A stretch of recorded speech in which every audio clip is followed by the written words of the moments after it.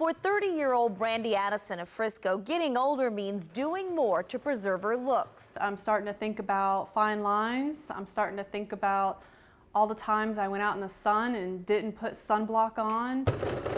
But the mother of 3 does not want to break her budget on expensive beauty products. So what I'm going to start with is just some simple raw sugar. So she makes her own. If I think it logically makes sense, I'll try it. Why not? From cucumbers to make puffy eyes disappear to using oil and sugar as an exfoliant. Usually get laughter. Like, really? You tried that?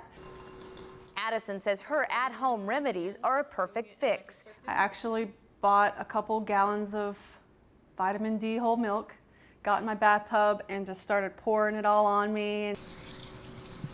She says that was to soften her skin, and she claims it worked. But are these do-it-yourself tricks like this myth or fact? That's pretty good. Southlake Cosmetic Dermatologist Dr. Naila Malik says she is always being asked what works and what doesn't. 2 reasons. 1, it's inexpensive. 2nd, it's natural.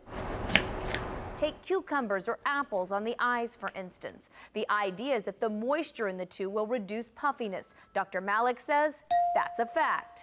Both of them have antioxidants, and they sort of soften the skin, hydrate the skin, and they make the skin appear smoother. Preparation H, a hemorrhoid relief cream, can also be used to reduce puffiness.